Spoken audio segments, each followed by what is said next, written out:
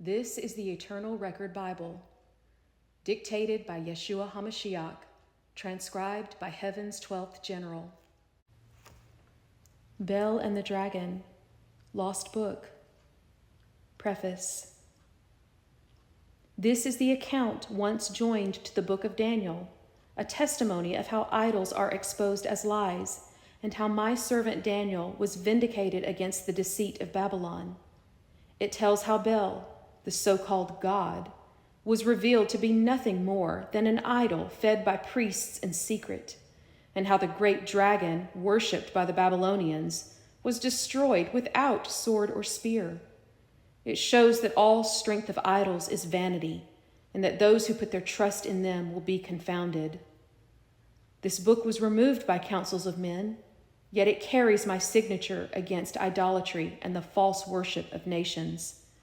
It is a lamp to remind my people that I laugh at the idols of the earth, for they are powerless, and I alone am God.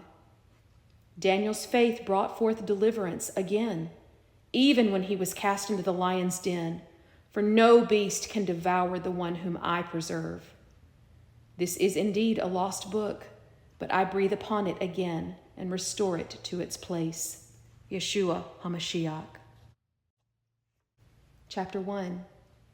And King Astyages was gathered to his fathers, and Cyrus of Persia received his kingdom. And Daniel conversed with the king, and was honored above all his friends. Now the Babylonians had an idol called Bel, and there were spent upon him every day 12 great measures of fine flour, and 40 sheep, and 6 vessels of wine. And the king worshipped it, and went daily to adore it. But Daniel worshipped his own God. And the king said to him, "Why do you not worship Bel?" Who answered and said, "Because I may not worship idols made with hands, but the living God, who has created the heaven and the earth, and has sovereignty over all flesh." Then said the king to him, "Do you not think that Bel is a living God? Do you not see how much he eats and drinks every day?" Then Daniel smiled and said, "O king, do not be deceived, for this thing is nothing but clay within and brass without, and did never eat or drink anything." So the king was angry and called for his priests and said to them, "If you tell me not who it is that devours these expenses, you will die. But if you can certify me that Bel devours them, then Daniel will die, for he has spoken blasphemy against Bel." And Daniel said to the king, "Let it be according to your word." Now the priests of Bel were 70 in number, besides their wives and children. And the king went with Daniel into the temple of Bel. So the priests of Bel said, "Behold, we go out, but you, O king, set on the meats, and make ready the wine, and shut the door fast, and seal it with your own signet. And tomorrow when you come in, if you do not find that Bel has eaten all, we will suffer death, or else Daniel, who speaks falsely against us, will die." And they little regarded it, for under the table they had made a secret entrance, whereby they entered in continually and consumed those things.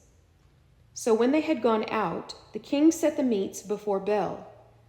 Now Daniel had commanded his servants to bring ashes, and those they strewed throughout all the temple in the presence of the king alone.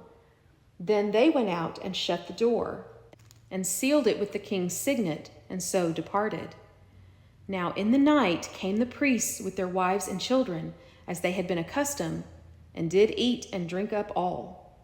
In the morning the king arose, and Daniel with him. And the king said, "Daniel, are the seals whole?" And he said, "Yes, O king, they are whole." And as soon as he had opened the door, the king looked upon the table and cried with a loud voice, "Great are you, O Bel, and with you is no deceit." Then Daniel laughed and held the king that he should not go in, and said, "Behold now the pavement, and mark well whose footsteps these are." And the king said, "I see the footsteps of men, women, and children." And then the king was angry. Then he took the priests with their wives and children, who showed him the secret doors, when they came in and consumed such things as were upon the table. Therefore the king slew them and delivered Bel into Daniel's power, who destroyed him and his temple. And in that same place there was a great dragon, which they of Babylon worshipped. And the king said to Daniel, Will you also say that this is of brass? For behold, he lives, he eats and drinks. You cannot say that he is no living God. Therefore worship him. Then Daniel said to the king, I will worship the Lord my God, for he is the living God. But give me permission, O king, and I will slay this dragon without sword or staff. And the king said, I give you permission. Then Daniel took pitch and fat and hair, and did boil them together, and made lumps thereof. This he put in the dragon's mouth, and so the dragon burst in pieces. And Daniel said, Behold, these are the gods you worship. When they of Babylon heard that, they had indignation and conspired against the king, saying, The king has become a Jew, and he has destroyed Bel. He has slain the dragon and put the priests to death.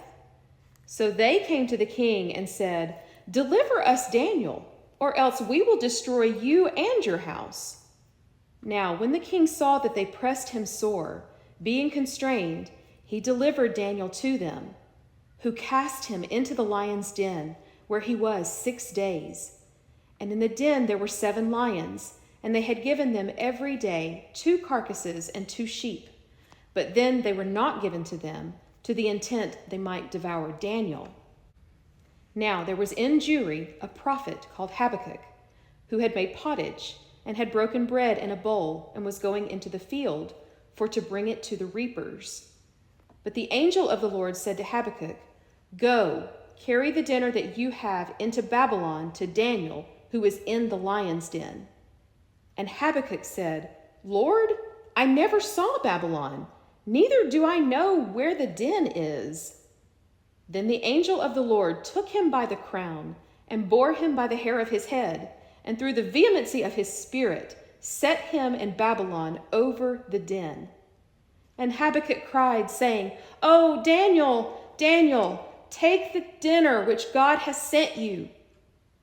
And Daniel said, You have remembered me, O God, neither have you forsaken those who seek you and love you.